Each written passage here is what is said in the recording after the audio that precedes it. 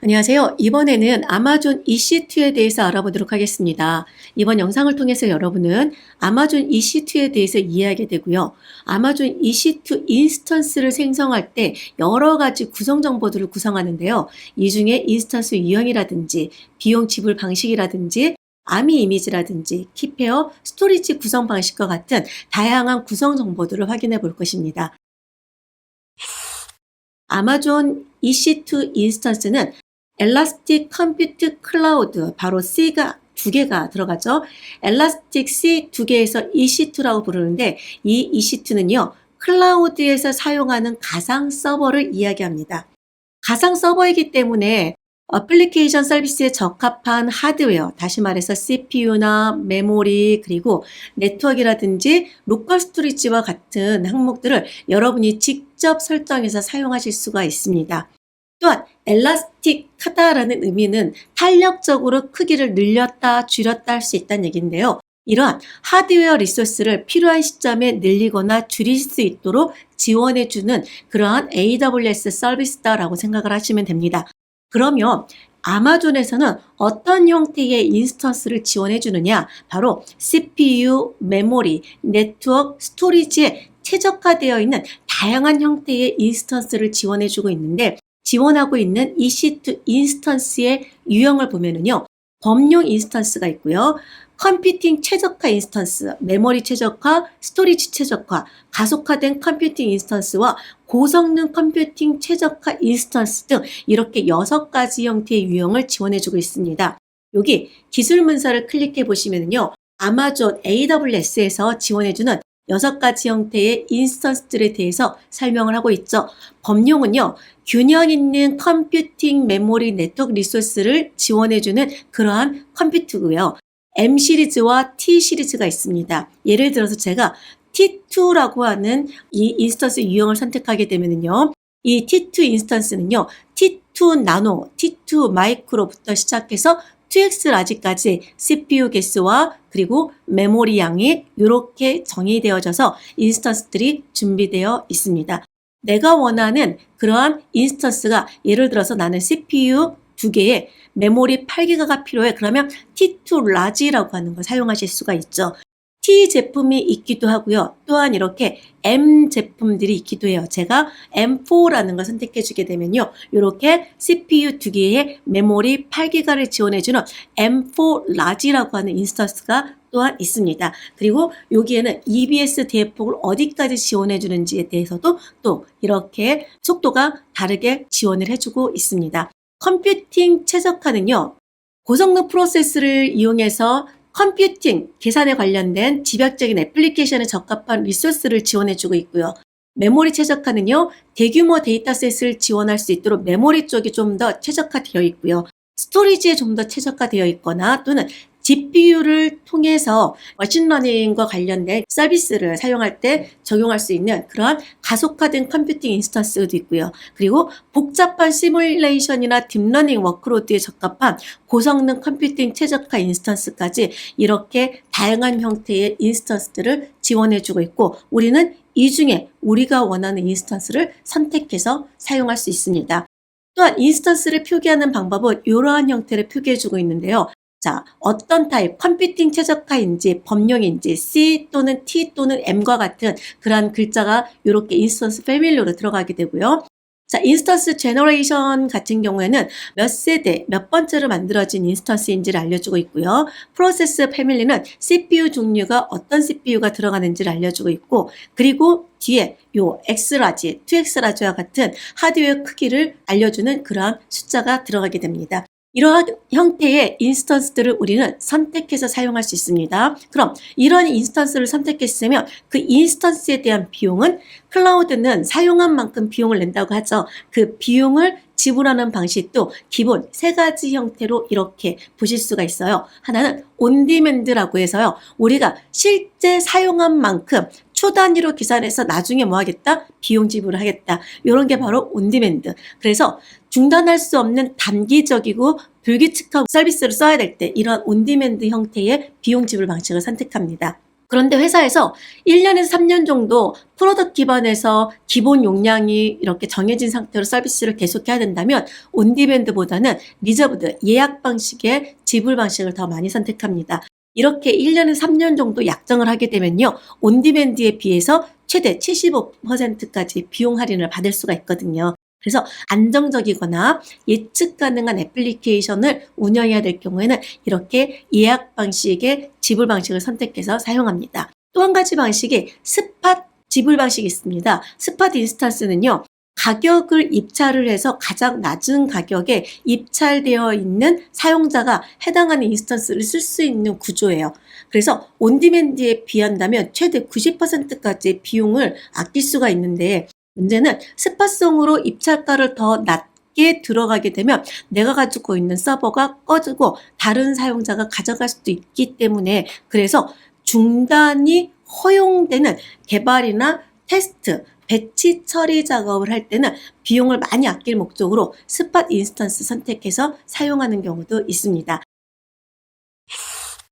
비용을 지불하는 방식과 어떤 인스턴스를 사용할지 결정을 했다면 이제 하드웨어가 준비가 된 거예요. 그럼 그 하드웨어에다가 우리는 운영체제부터 시작해서 필요로 하는 소프트웨어들을 집어넣어줘야 되겠죠. 그런 운영체제부터 시작해서 필요로 하는 소프트웨어까지 전부 다 미리 넣어놓고 AWS는 우리에게 선택하도록 지원해주고 있습니다. 그것이 바로 아마존 머신 이미지라고 하는 아미 이미지가 되는데요. 아미 이미지는요, 인스턴스에서 실행할 수 있는 소프트웨어예요. 어떤 운영체제 또는 애플리케이션 서비스들을 이야기합니다. 그것들을 모아놓은 하나의 템플릿이다라고 생각하시면 돼요. 그래서 AWS에서는 인스턴스를 만들고 여러분은 윈도우 운영체제든 리눅스 운영체제든 맥OS든 또는 미리 만들어져 있는 다양한 솔루션 업체가 제공해주는 상용 소프트웨어든 또는 개인이나 조직이 만들어서 제공해주는 그러한 형태의 애플리케이션 운영 환경이든 이런 것들을 선택해서 내가 만든 인스턴스에다 이러한 소프트웨어를 집어넣어서 동작시킬 수가 있습니다. 자, 또한 보안 그룹, 앞서 우리가 봤던 내용인데요. 내가 특정 인스턴스를 만들어서 소프트웨어를 집어넣어서 운영을 했다면 누구는 들어오게 허용하고 누구는 들어오지 못하도록 금지해주는 그러한 보안 그룹도 설정하실 수가 있습니다. 또한 AWS 환경에서 우리가 인스턴스라는 걸 만들게 되면은요, 그 인스턴스에 리눅스가 됐든 윈도우즈가 됐든 다양한 운영체제가 들어갈 텐데 기본으로 AWS에서 만들어진 인스턴스는요, 패스워드 로그인을 제한하고 유저네임과 패스워드 대신에 유저네임과 인증서를 기반으로 해서 로그인 되는 것을 허용하고 있습니다. 물론 예외적으로 처리되어지는 것들도 있긴 하지만 대부분은 인증서 베이스로 로그인을 하도록 제한 걸어놓고 있죠. 이때 이 인증서를 만들어주는 소프트웨어가 있죠. 바로 키페어 알고리즘을 이용해서 인증서를 만들어주는데요. 키페어, 한 쌍의 키가 한 알고리즘에서 만들어집니다. 예를 들어서 내가 한 쌍의 키를 만들래요 라고 내가 원하는 알고리즘을 선택해서 넣게 되면 퍼블릭 키와 프라이빗 키 한 쌍이 만들어지고 퍼블릭 키와 프라이빗 키는 한 쌍이기 때문에 퍼블릭 키로 암호화됐으면 반드시 동일한 프라이빗 키로만 복구화시킬 수가 있고요. 반대로 프라이빗 키로 암호화된 거는 퍼블릭 키로만 복구화시킬 수가 있습니다. 이렇게 한 쌍의 키를 만들면 퍼블릭 키는 AWS가 가지고 있고요. 프라이빗 키는 개인의 PC에다가 저장할 수가 있습니다. 그리고 클라이언트, 제가 인스턴스에 로그인할 때 한 쌍의 키 중에 프라이빗 키를 가지고 로그인 시도를 하게 되면 한 쌍의 키 같은 키인지를 검증해서 동일한 키다 하면은 로그인의 허용, 다른 키를 가지고 들어왔다 그러면 로그인 금지하는 방식으로 로그인을 허용해주고 있습니다. 그래서 인스턴스 만들 때 키페어도 우리가 미리 만들어서 등록하거나 인스턴스 생성할 때 함께 키페어도 만들어 주셔야 됩니다. 자, 인스턴스가 만들어졌으면 그 인스턴스에 외부에서 접속 가능하도록 만들려면 퍼블릭 IP를 할당해줘야 되겠죠. 이거 탄력적 IP를 통해서 퍼블릭 IP를 할당해줄 수도 있고 또는 퍼블릭 IP가 만들어지지 않도록 보호해줄 수도 있습니다. 인스턴스 생성할 때 퍼블릭 IP를 만들어지게 되면요. 그 퍼블릭 IP는 인스턴스 동작될 때 만들어지고 인스턴스가 중지되면 퍼블릭 IP는 사라집니다. 또 동작하게 되면 새로운 퍼블릭 IP가 할당돼서 동작되게 되죠. 그래서 탄력적 IP를 가지고 외부에서 로그인할 수 있도록 허용해줘야 될 때, 이럴 때 탄력적 IP를 할당해줍니다. 자, 인스턴스가 있어요. 당연히 뭐가 있어야 되죠? 스토리지가 있어야 되겠죠, 여러분. 로컬 스토리지가 할당돼야 됩니다. 바로 엘라스틱 블록 스토어라고 해서 EBS라고 부르는데요. 인스턴스의 로컬 스토리지, 아마존 머신 이미지라고 하는 그 아미 이미지가 여기 안에 저장되어져서 부팅을 지원하거나 또는 애플리케이션이 동작되도록 지원해 줍니다.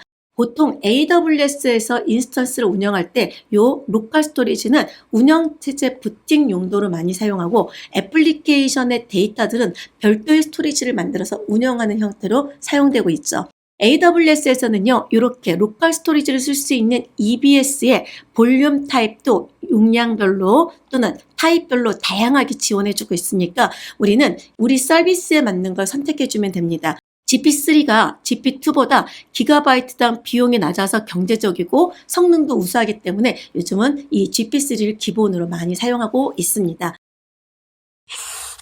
이러한 요구 조건들을 집어넣어서 우리는 인스턴스를 만들 수가 있는데요. 자, 저는 지금 아마존 웹 콘솔에 접속되어 있는 상태고요. 제가 여기에 EC2라고 하는 서비스를 검색하거나 선택을 하게 되면 이렇게 인스턴스 대시보드가 들어가게 되고요. 인스턴스 버튼을 클릭해주면 현재 동작 중인 인스턴스들이 쭉 나오는데 지금은 하나도 없죠. 여기 오른쪽 상단에 인스턴스 시작 버튼을 눌러주게 되면 우리는 언제든지 필요로 하는 인스턴스를 여기다가 이름을 집어넣어서 만들어줄 수가 있고, 그리고 여기 아래쪽에 뭐가 있죠? 아마존 머신 이미지, 바로 이미 만들어져 있는 운영체제 또는 애플리케이션들이 여기 안에 들어가 있고, 이곳에 지금 퀵스타트 항목에서 우리가 찾을 수 없다면 더 많은 아미 찾기를 선택해서 다양한 형태의 아마존 머신 이미지들을 선택해서 이 인스턴스에다가 집어넣어서 동작시킬 수가 있습니다. 자, 인스턴스 유형은 여기서 결정하네요. 앞서 봤던 T라든지 M이라든지 다양한 형태의 인스턴스 유형이 있었습니다. 여기서 프리티어 서비스를 지원해주는 인스턴스들이 있고, 비용이 과금되어지는 인스턴스들이 있습니다. 여러분이 원하는 인스턴스를 선택해 주게 되면 거기에 맞춰서 온디맨드 형태의 금액이 얼마씩 부과되는지 확인하실 수가 있고, CPU 메모리에 대한 크기도 확인하실 수가 있습니다. 이제 키페어를 선택하는데 미리 만들어준 키가 있다면 그걸 선택해 주면 되고요. 아니면 키페어 생성을 이용해서 원격 로그인할 때 사용하는 키페어를 생성해 줄 수가 있습니다. 여기서 키페어 생성하게 되면 키페어 중에 프라이빗 키는 여러분의 PC로 저장되어지고 퍼블릭 키를 요 AWS가 관리하게 됩니다. 그리고 어떤 VPC 네트워크에 인스턴스를 만들 것인지를 그 위치를 결정해 주는데요. 네트워크 설정에 편집 버튼을 눌러서 여러분이 원하는 VPC를 선택하고 여러분이 원하는 서브넷을 선택을 하고, 그리고 이곳에 퍼블릭 IP를 활성화시킬 것인지 비활성화시킬 것인지를 여러분이 결정해주고, 그리고 보안 그룹은 미리 만들어진 보안 그룹을 할당할 것인지 새로운 보안 그룹을 만들어서 인바운드 규칙, 아웃바운드 규칙들을 추가해서 어떻게 보안 그룹을 열어서 사용할 것인지를 요 네트워크 구성을 통해서 설정해 줍니다. 그리고 이제 스토리지 구성이 들어가죠. 얼마만큼의 크기의 스토리지를 사용할 것인지 여러분이 결정하는데, GP3 타입의 나는 8기가 사용하겠다 또는 30기가 쓰겠다. 이것 또한 프리티어로 쓸 수 있는 용량이 여러분이 있으니까 30기가까지는 프리티어로 사용하실 수가 있어요. 이것도 잘 확인하셔서 얼마만큼 필요한지 스토리지를 설정해 줍니다. 조금 더 아래로 내려볼게요. 고급 세부 정보라고 하는 부분이 있는데요. 여기서 고급 세부 정보를 선택하게 되면요. 자, 여기에 바로 인스턴스에 대한 종료 방지라든지 중지 방지 기능이 있습니다. 인스턴스를 종료한다는 얘기는 완전히 삭제한다는 얘기거든요. 삭제되지 않도록 보호해 줄 수가 있고요. 어떤 방식의 비용 지불 방식을 선택해 줄 것인지도 이곳에서 선택해서 넣어 줄 수가 있고요. 그리고 아래로 쭉 내려보면요. 사용자 데이터를 통해서 이 인스턴스가 만들어지고 처음 부팅되는 시점에 실행하고 싶은 쉘 스크립트를 이곳에다 타이핑해서 집어넣어주게 되면 처음 인스턴스가 생성되어졌을 때 이곳에 있는 쉘 스크립트가 자동으로 실행돼서 환경 구성을 적용해 줄 수가 있습니다. 이런 정보들을 여기서 선택해 주시는 거죠. 구매 옵션, 용량 선택 쭉 들어가 있는 거 확인하실 수 있죠. 자, 그래서 고급 세부 정보까지 전부 다 집어넣은 다음에 인스턴스 시작 버튼을 눌러주게 되면 인스턴스를 만들어서 쓸 수 있게 됩니다. 자, 이렇게 만들어진 인스턴스들은요, 여러분이 언제든지 필요한 시점에 시작하거나 종료하거나 또는 삭제를 통해서 관리하실 수가 있는데요. 인스턴스는요, 처음 인스턴스를 만들게 되면 자동으로 시작이 진행됩니다. 그래서 러닝되게 되죠. 그리고 여러분은 인스턴스가 만들어진 환경에서 인스턴스를 선택을 하고, 자, 만약에 인스턴스가 여기에 하나가 만들어져 있다면 요 만들어져 있는 인스턴스를 선택하고 인스턴스 삭제해서 중지, 시작, 재부팅, 최대 절단 모드, 그리고 인스턴스 종료. 인스턴스 종료가 인스턴스를 완전하게 삭제하는 겁니다. 중지시키는 거고요. 시작 버튼 눌러서 다시 시작하게 해줄 수 있고요. 그리고 인스턴스 정보들을 이곳에서 확인하실 수가 있게 됩니다. 인스턴스는 이렇게 시작, 실행, 중지, 종료를 기반으로 해서 동작을 하게 되는 거죠. 이렇게 우리는 AWS 인스턴스들을 만들어서 사용하실 수 있습니다. 자, AWS 인스턴스 만들 때 여러분 확인하실 게 프리티어 요금제 적용되어진다라는 거 알아두시면 좋겠죠. 1년간 무료로 쓸 수 있는 용량들이 있으니까 이거 잘 확인하셔서 비용을 아끼면서 AWS 리소스들을 좀 다양하게 사용해 보시면 좋을 것 같습니다. 또 한 가지, 인스턴스 타입에서 컴퓨팅 최적화, 메모리 최적화, 범용이 있었는데요. 범용 인스턴스 중에서도 T 계열은 프로덕트 환경에서는 잘 쓰지 않습니다. M 계열도 있고 T 계열도 있는데 T 계열은 보통 테스트 계열이라고 해서요. 인스턴스들에 대한 용량에 맞춰서 크레딧이 제한되어 있어요. 무슨 말인고 하니 M 계열의 인스턴스를 쓰게 되면 인스턴스 쓰다가 용량이 부족하게 되면 자동으로 용량이 키워지는 이런 형태의 탄력적인 서비스가 지원됩니다. T 계열도 마찬가지로 되는데 T 계열은 특별히 제한된 크레딧 안에서만 확장되어지기 때문에 그런 이유 때문에 T계열은 잘 사용하지 않고요. 거기에 대한 설명은 요 기술 문서 링크 넣어놨으니까 여기서 T계열의 인스턴스의 크레딧에 대한 의미를 좀 더 확인해 보시면 될 것 같습니다. 자, 이렇게 해서 우리는 AWS 인스턴스에 대해서 인스턴스를 만들 때 여러분이 꼭 알아야 되는 항목들에 대해서 확인해 봤습니다. 자, 여기까지 인스턴스 정리하도록 하겠습니다. 수고하셨습니다.